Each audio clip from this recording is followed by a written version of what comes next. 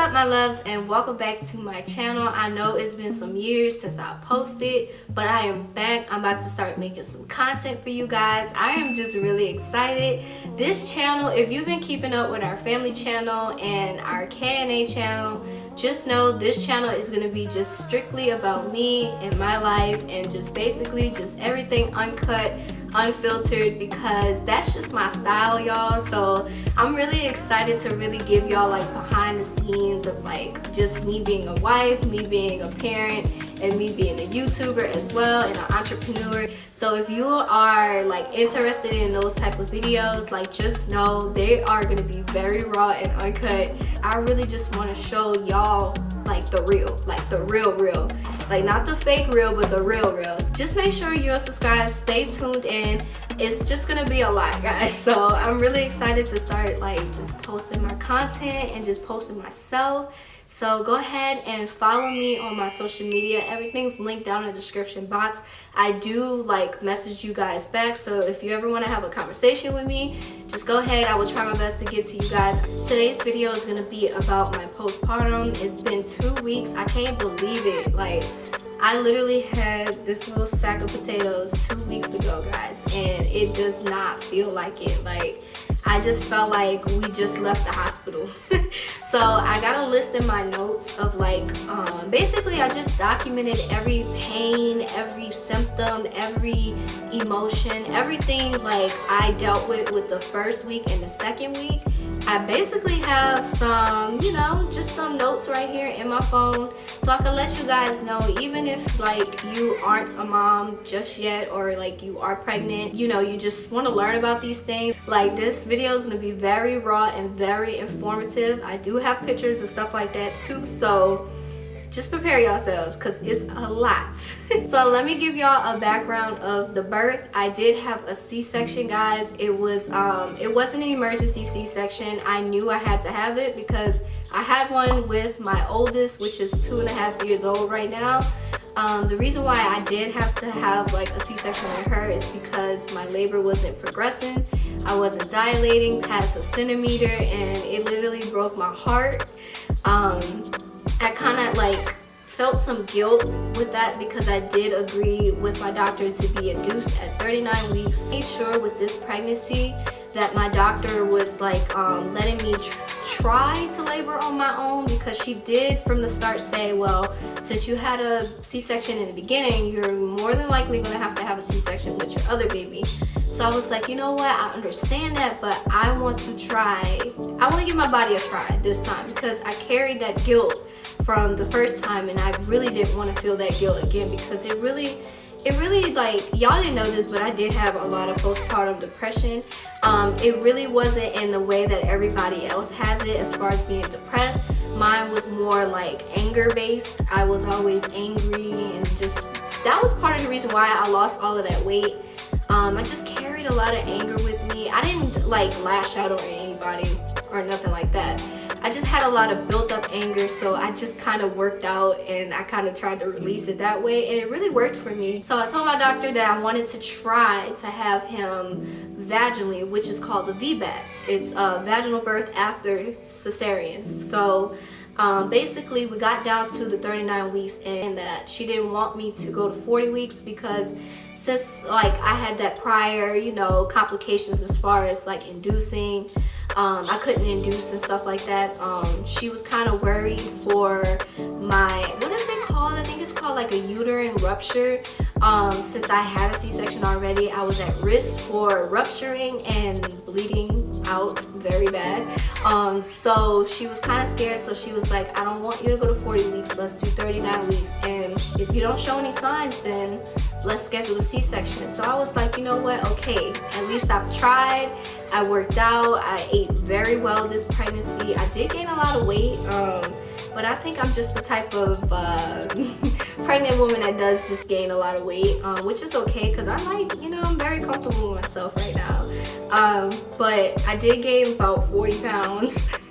I just can't believe I gained 40 pounds, but I gained 40 pounds, and I was like, you know what, I was happy this pregnancy, so that's all that matters, right? So I went ahead and I scheduled my C-section, and we went with the procedure. If y'all didn't see the labor and delivery on our Kanye family, go ahead and check it out. It was very, very beautiful. Like, I still watch that delivery till to this day, like even though it was like 2 weeks ago, but I still watch it because it was just so beautiful. It was very well edited. Quasi did his thing on that video, so make sure you go ahead and check it out. I'm gonna leave it down in the description box. So immediately after my C-section, what I noticed was, first of all, before the C-section, they have to administrate the IV into your veins, right? Just to get your fluids pumping and stuff like that, to get you ready for anesthesia. And guys, they could not get my vein. Like, they poked me so many times, and I tell you, it hurt so bad. Like, every time they poked me, I was just like, I'm praying, like, please be this one, please be this, please let it work, please let it work this time. But no, guys, it took 7 tries. They literally poked me 7 times to try to get a vein. I have pictures on my phone that I'm gonna go ahead and pop up right here from all of the bruising, from all of the sticks and the pokes. And I remember they had one doctor, he came up in there, anesthesiologist, he came up in there and he actually gave me some numbing medicine before he tried to get into my vein. And I was just like, where was this before? Like, all of the 6 times y'all tried, but the very last time he tried, he gave me medicine to numb the area before he stuck me. And I was like, bruh, like, y'all really could have just gave me that all of the other tries so I wouldn't be in this much pain. But anyways, guys, so my veins wasn't working. They were like blowing up. I don't know the term that they use, but basically my vein, they would actually get the needle in, but then my vein would kind of just like jump to the side, and then it wouldn't work. So they just kept trying and trying, and it took 7 tries. I keep saying 7 because 7 tries poking me. Like, no ma'am. Like, that was so uncomfortable. So that was the first Alright, so then I go into the room so I can get my epidural and then start with the C-section. Guys, the epidural does not hurt at all. It's a very like weird feeling when they poke your spine with the needle. It's like kind of, it feels like a ripple, like a very rigid ripple that goes up your spine, and then like just a little pressure. But it doesn't hurt, but it's a very, very risky procedure. So you have to be very, very still. It's funny how they tell you to stay still, but the room is like super cold, and like literally I'm shivering. But there's a nurse in front of me, like basically hugging me and like stroking me to try to calm me down. So thank God for her, because I was so cold in that room. I don't know if it was my nerves or it was just really cold, but it was hard for me to actually like really stay still. And you have to be as still as you can, because if they mess up that epidural, it's not pretty. It's not gonna be pretty. So once they did the epidural, everything was fine. I was getting numbed. I laid down, and they finally started the procedure of the cesarean. And guys, I didn't even know they started. They don't tell you when they start, because they don't want you to get like really nervous. So one of the nurses was like, oh, by the way, she's almost done. And I was like, y'all not gonna tell me when y'all start? Like, I'm sitting there just laying there just waiting for Quasi to come in the room, and they already started, guys. So the whole time, like, you know, they're performing the cesarean and stuff like that, I'm crying, guys, because mind you, I've had a C-section already. So I felt when he was about to arrive, I felt when they was about to pull him out, because it's a lot of pressure before they pull the baby out. So once I felt that pressure happening, I'm like, tears are just running down my face, y'all, and I'm just like, he's about to be born. And then he was born, and then after he was born, guys, it got really quiet in there and very serious in there. And I remember looking at my heart monitor, and I saw that the numbers were dropping like very fast. And I was kind of worried, because I was like, what is going on? Like, you know, because my doctor wasn't talking. It was just really quiet and very eerie, guys. So all of a sudden my doctor's like, pump her with some more medicine. Her heart rate's going down. So basically what was happening, guys, I was losing more blood than I was supposed to. so my doctor was kind of like franticking and trying to like hurry up and close me up and stop the bleeding and stuff like that. And thank God for my doctor. She is such an amazing doctor. So once she got all of that under control, they put me in my recovery room, and this is the part that really annoyed me, guys. So one of the symptoms that I had after like the cesarean and like once the anesthesia started wearing off, my face got so itchy. And it wasn't just like my whole face, it was under like my lip and my nose. So the whole time I'm like just scratching. I'm like, why am I itching? And then I asked the nurse, she was like, your face is itching, huh? And I was like, yeah, what's going on? She was like, that's the side effect from like, I think the morphine or something with the anesthesia. And I was like, this is ridiculous. Like, it was literally like a nerve itch. Like, it wasn't like one of those itches where you know it's on the top of your skin where you could just itch it off. It was one of those interior, like in your skin itch that you could not itch, and it was so annoying, guys. So I'm literally scratching my face, and y'all see I got natural nails, so I'm scratching my face, y'all. And then she finally come up and she's like, oh, we have medicine to treat that, do you want it? I was like, yes, because I'm about to scratch my skin off my face. Like, just give it to me. So she finally gave it to me, and then it wore off. And she's like, the only problem with this medicine, it makes you drowsy and it wears off really fast. And I was like, dang, like, because I don't want to feel this itch again. And then it finally wore off, and then the itch came back, but it wasn't as bad. So one of the symptoms I noticed after coming home and being discharged, I got this nasty, I'm gonna show y'all the picture. So if you don't like stuff like this, I'm sorry, skip it. But I got the nastiest cold sore underneath my lip, and I don't know if y'all can tell, but it's still healing, and it's been 2 weeks. So I got the nastiest cold sore. I guess for me, like, just scratching so much, I don't know what happened. Like, I don't know if it's from like the friction of my nails, or maybe some bacteria got in there from underneath my nails, but it was a nasty cold sore. So I got that. And I think part of it was my fault because I was scratching so much.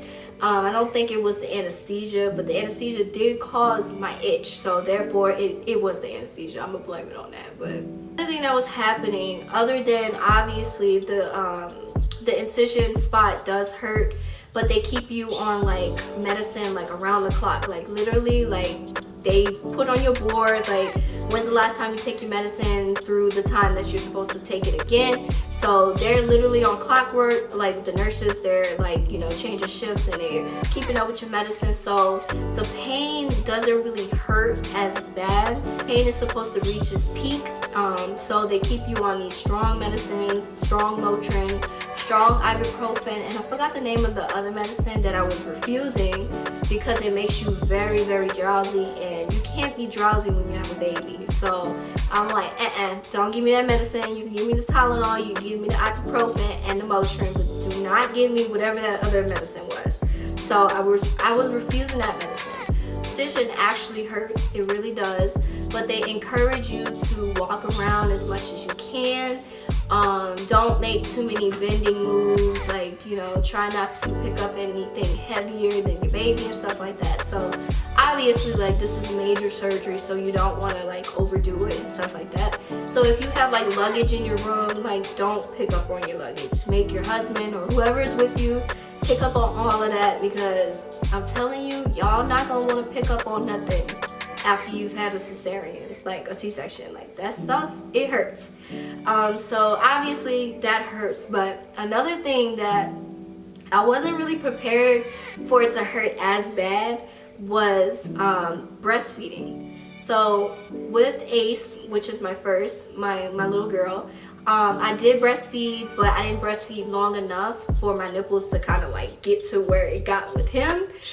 So basically, when you breastfeed, like when the baby is latched on, your nipples have to get used to the suction and the constant usage of, just being sucked on. So that area, I don't want to keep saying the word because I know YouTube is probably going to demonetize the video. So that area gets very tender, very sore. Sometimes it might crack and bleed. So that pain was very excruciating, as well as my incision. So I'm dealing with both of those pains, guys. So but what really helped me was ice packs. Like, I would just go in my freezer, put some ice in some Ziploc bags and stuff them in my bra, and it would actually help with the pain. So once I got used to him latching on and everything, like, the pain started going away. So it took about a week and a half for the pain to kind of like start going away. But every now and then, like, he'll get a little bit more aggressive with his feedings. So it will kind of like start hurting. So I just apply like balm, like nipple balm, and like just the ice packets, and it works for me. Okay, so another thing that was happening that I wasn't really like informed about, like, I didn't know this was a thing. So basically, when you breastfeed, you get these like menstrual type like cramping feelings in your uterus, and I didn't even know that was a thing. So when I was in the hospital, I'm like asking my nurses, I'm like, what is going on? Like, I feel pain every time like he goes to drink. And she's like, oh, that's your uterus contracting. When they breastfeed, your uterus is basically like shrinking. And I was like, what? Like, I didn't know anything about that. So those pains literally felt like I was starting my period, not even starting my period, like that second day where your period is like the worst and your cramps are the worst. It was feeling like that every time he goes to feed, guys. And I'm just like, oh, like I'm in the bed like, oh my gosh, when is this pain gonna stop? On top of the cesarean, on top of the nipples hurting, and then I got the cramping, guys. I was hurting everywhere, literally everywhere. So that was something that I was experiencing that I had no clue about. So if you go to breastfeed, just know that cramping feeling every time the baby latches on, it's normal, but it hurts. The stuff I already touched on was like the first week of my C-section. So I'm about to go into the second week, and what I noticed, which is I'm going on my third week now, but what I've been noticing with my second week, like, my skin has been so dry, like from my face to my arms to my breasts, like everything has been very dry, very flaky, and very itchy. I have been continuing to take my prenatals and stuff like that, so I've been making sure like I stay on top of my vitamins, and I've been doing like research on like what type of vitamins I should be using or taking while I'm breastfeeding, because when you're breastfeeding, guys, it really sucks a lot of like just vital things that you need, that your body needs. So you have to make sure that you're replacing those vitamins and other things that your body, you know, could potentially be lacking in, because it can cause like postpartum hair loss, which I'm trying to avoid, guys, but I'm starting to notice a little bit of shedding. To make sure you're drinking a lot of water, which is very, very, very hard for me, because I like water, guys, don't get me wrong, but it's just so hard to keep remembering to drink water when you're just doing, you know, so much. So make sure you're drinking at least a gallon of water, which sounds ridiculous, but normally, typically, that's what you're supposed to be drinking anyway. So make sure you're drinking a lot of water. I'm saying this out loud because I'm trying to hold myself accountable as well. So make sure you go ahead in the comment section and tell me to drink some water, y'all, because that's like literally the hardest thing for me. My incision actually is getting so much better. I'm not having like those stabbing, like it literally like felt like I was being stabbed. Like that pain was so bad the first week, but now like it's starting to kind of like lighten up a little bit. I can still feel like some type of like achiness in that area, but it's not as much. I forgot to mention that the first week or after your cesarean, you do bleed, so you gotta make sure that you have like postpartum underwear or like some type of diapers. These are the diapers that I used and I found very, very helpful. Very comfortable, guys. Once I got discharged, I was not ashamed to just walk around in a diaper and my nursing bra. So that's basically what I was rocking. If I wasn't doing the video, I literally was walking around with a diaper on and my nursing bra, and I just felt comfortable. I felt very clean. I made sure that I changed it out as much as I can. So you do experience a lot of blood after like the first week, but it starts to lighten up.